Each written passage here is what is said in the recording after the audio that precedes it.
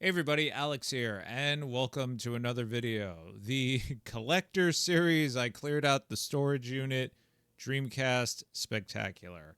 So if this is your first time to one of these videos, long story short, I used to have a storage unit and I kept all my retro games in it and it got too expensive. So I thought, now is the time to edit down the collection, get it down to a point where, from a retro perspective, these are the games I'm going to play, I want to play, or that I have a nostalgic attachment to, and they're going to stick around. And then as I did that, I weeded out a bunch of games, and then they eventually came home, and I've been going through each collection one by one, showing what I decide to keep. Now, that being said, the way I collect is that if I own it in any which way or form physically, I don't care how I play it. So, for instance, if a game is on the Dreamcast and it's on one of those Capcom fighting collections, chances are I am just going to play it on the Capcom collection. So, why do I have the Dreamcast version? Unless there's some form of nostalgic attachment to it or a particular memory or if it was a gift.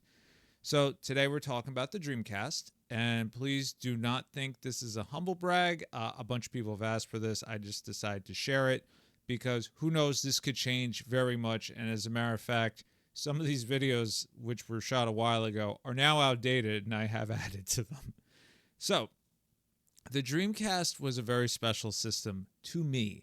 And as a matter of fact, when I moved into this apartment, my parents were helping me clear out my childhood room. My mom gave me a duffel bag, and inside was my childhood Dreamcast, which I still have. It's actually up there.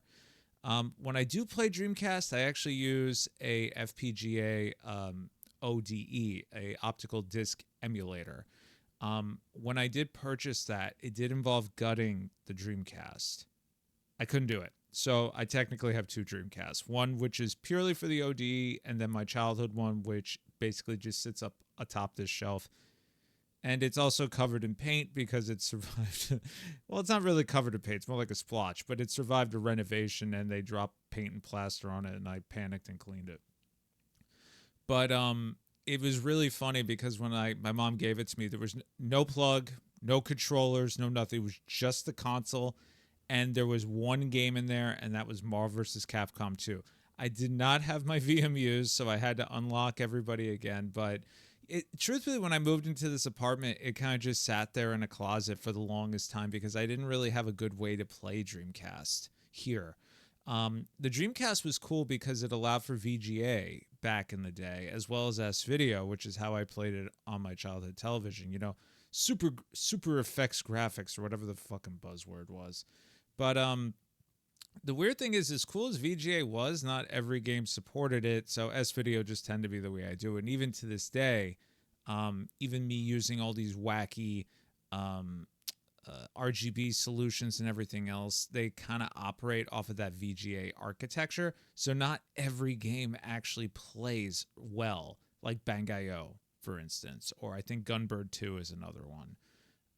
So I actually, most of the time, besides the ODE, for those games that do not work with VGA and all that fun stuff, I actually just emulate them on a Retroid Pocket. It actually does very well for that. But the Dreamcast came out at a very special time for my friends and I because we were very much into the arcade scene at the time. And I don't mean like we were seeing kids, like we were just there. We were the little kids in the background watching everybody else play Street Fighter 3 and EX plus Alpha and Garo, Mark of the Wolves, and Dance Dance Revolution. And the Dreamcast timing could not have been better. We were hanging out in Chinatown, New York, which had all that stuff. And now there's a console coming out that literally gives you that arcade experience at home. And we couldn't be happier at that entire prospect. And truthfully, the launch games for the Dreamcast were like the stuff of legend, right? Sonic Adventure, Soul Calibur, and I think Blue Stinger actually came out a few days before the Dreamcast came out for whatever reason, and those copies were actually faulty when they started up. But I remember 99.99. My uncle once again waited in line at the Toys R Us, and I had a soccer game that day, and he waited in line while I was at the soccer game. I came back with my best friend, and we could not wait to play the Dreamcast, and he pretended like he didn't have it, even though it was obvious because it was a huge bag. And he's like, oh, I don't know what that is. Somebody else dropped that off, some bullshit like that. We were old enough to know. We were like, all right, enough with the teasing. We want to play the damn system. And he was very excited to see Sonic Adventure, and we just wanted to play Soul Calibur, to the point where he actually yelled at us, like, I think you should play Sonic Adventure. We're like, no, man, Soul Calibur. He's like, play Sonic Adventure. It's like, okay, we'll play Sonic Adventure.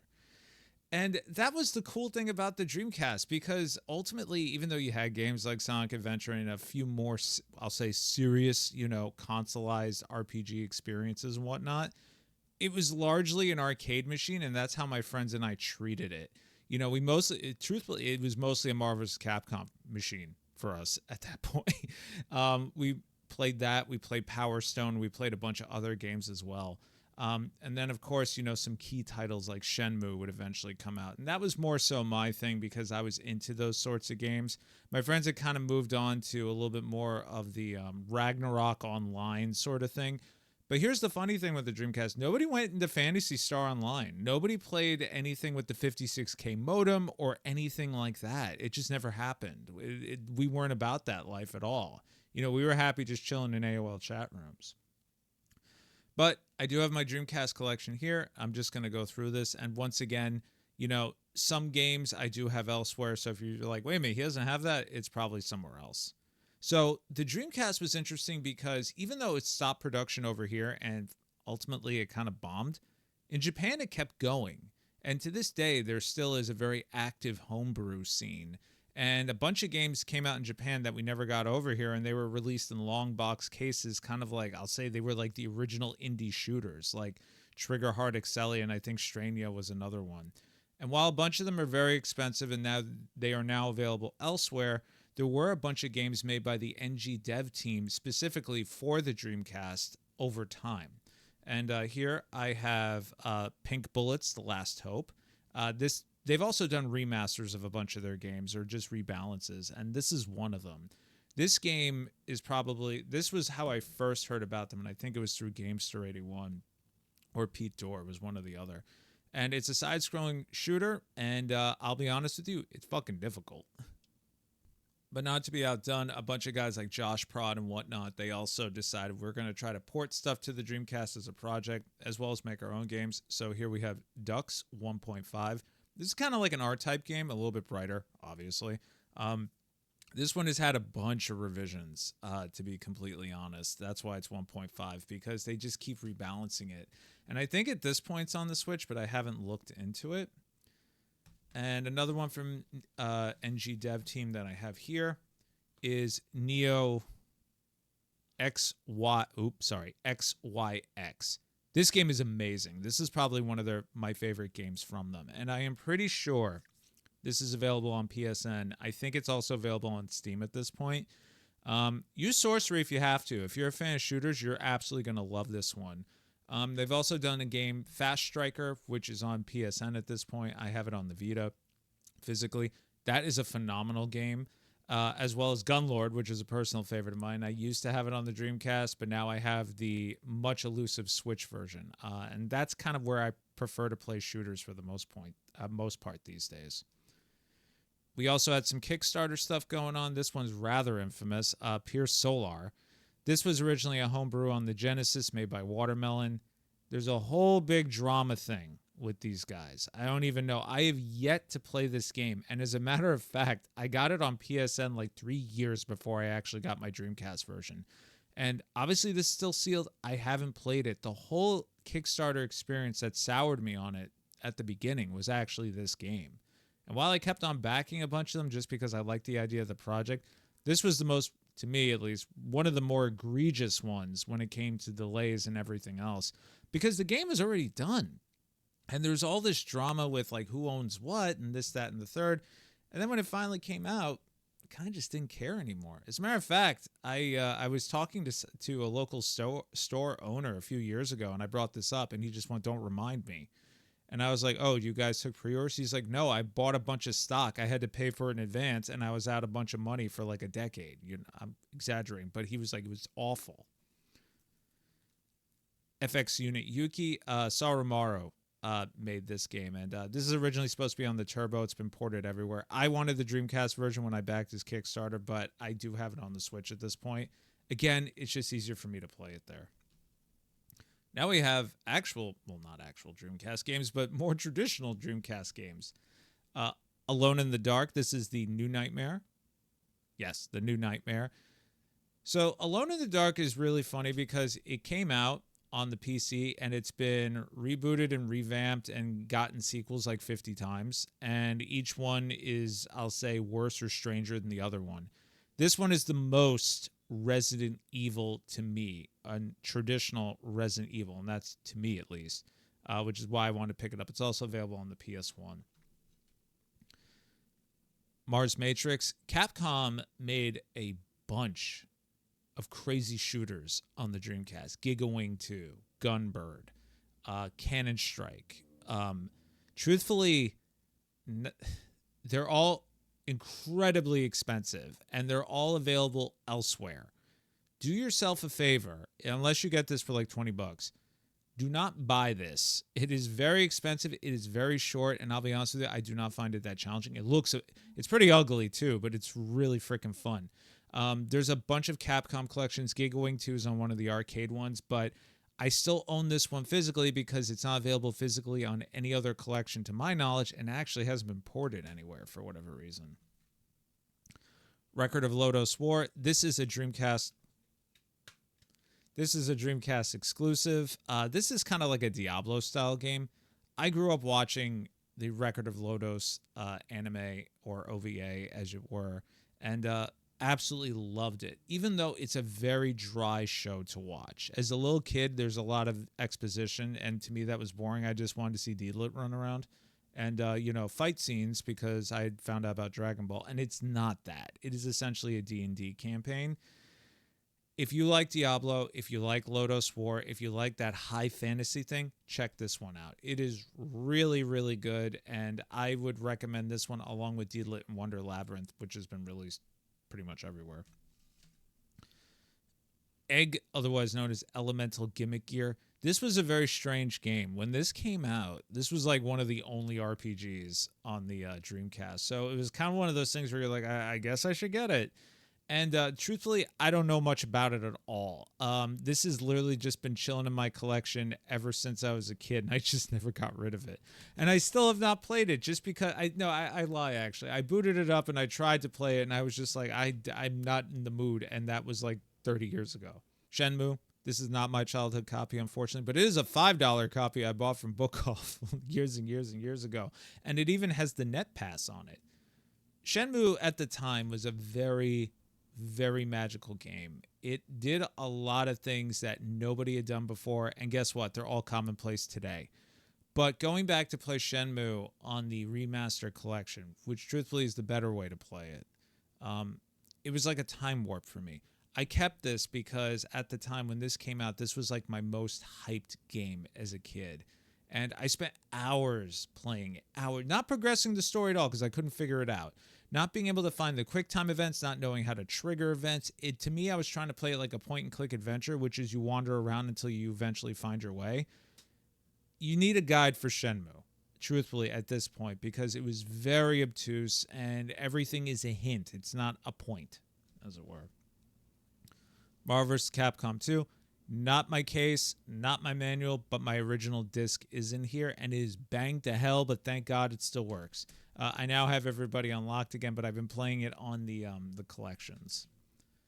Zombie Revenge. If you like a good arcade-style beat-em-up like a Dynamite Cop, you can't do any better than this one if you like zombies and stuff.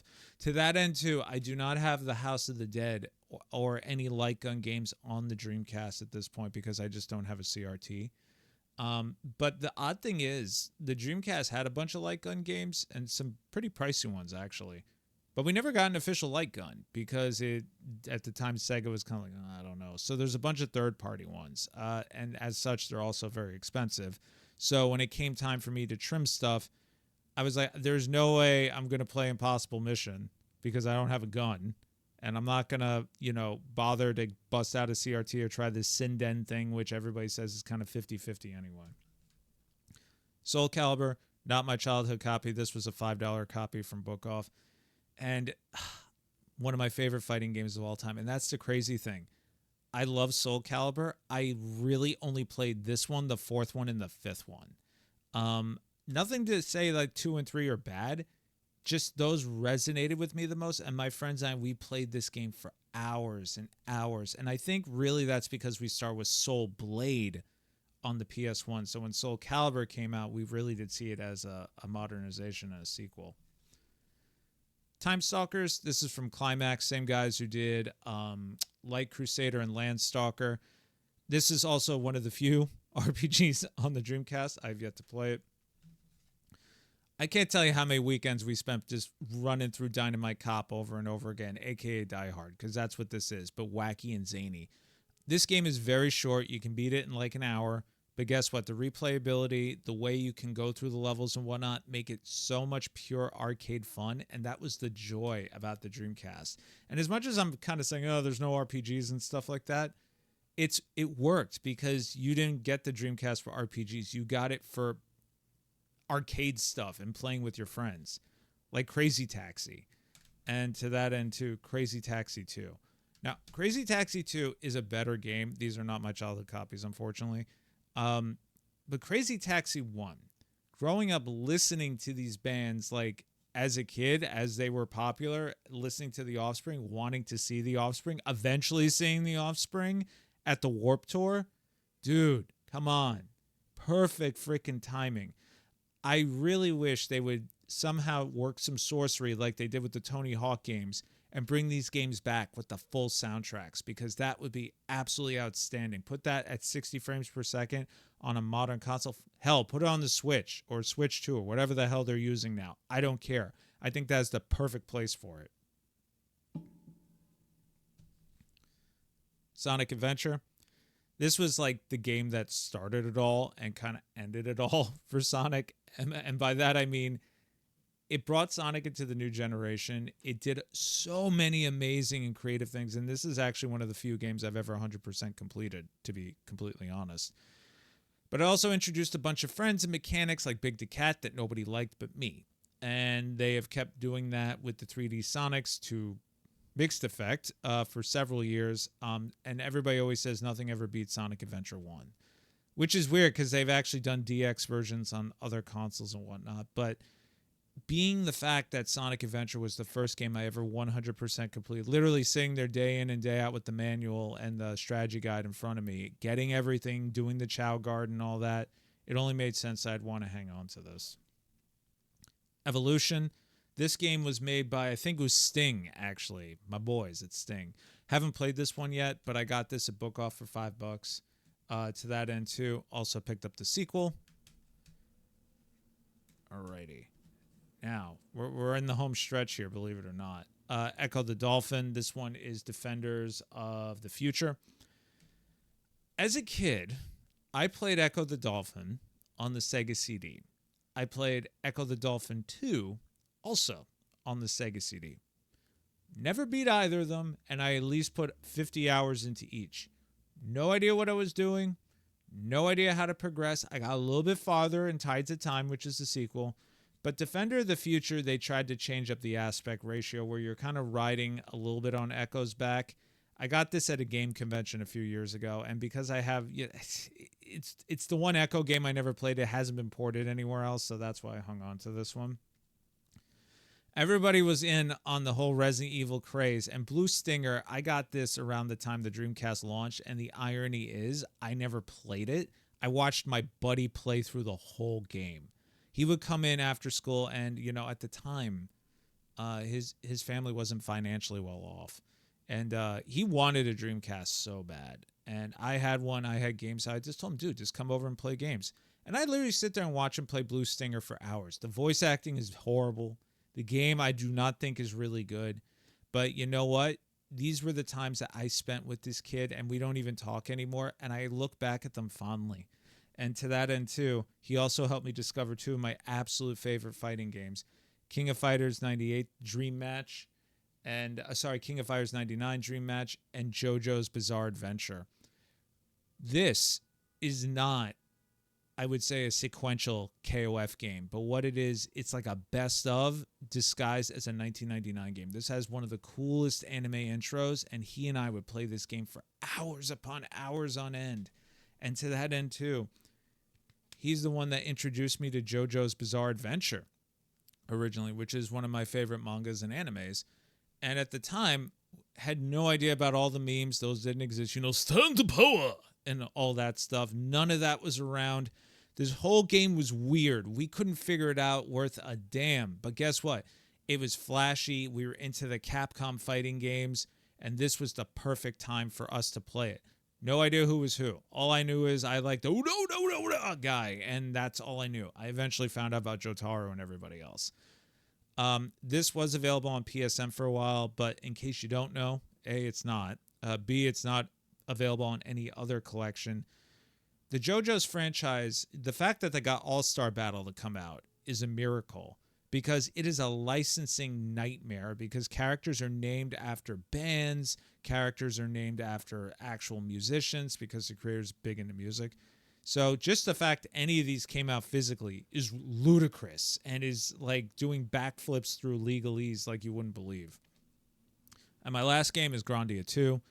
Not where I originally played it. I actually played the HD remaster on PC, but I absolutely love this series and I wanted to own this physically. I originally had it on the PS2 when I first got back into collecting, and I eventually found out through the power of YouTube that the PS2 version is actually quite shitty. So it only made sense for me to do a switcheroo and get the Dreamcast version. And when I did get the Grandia HD collection on the Switch, I actually parted ways with this one. But you know what? Grandia has such a special place in my heart, even the third one, that I had to go back and rebuy this one. And there you have it. That's the Dreamcast collection. Like I said, there's a bunch of stuff missing. That's because it's out on other collections on consoles I am more likely to play them on, like Power Stone and whatnot. There are a bunch of ROM hacks and homebrews and whatnot. Like I've said in previous videos, I truthfully do not really delve in that gray area anymore. You know, more power to you if you're into it. I just can't deal with it anymore because of my own brain. But let me know about some of your favorite Dreamcast games or games that you thought I may would have had, or if you're like, hey, where'd you actually play this game? I've been Alex, and I'll see you all in the next video. Take care.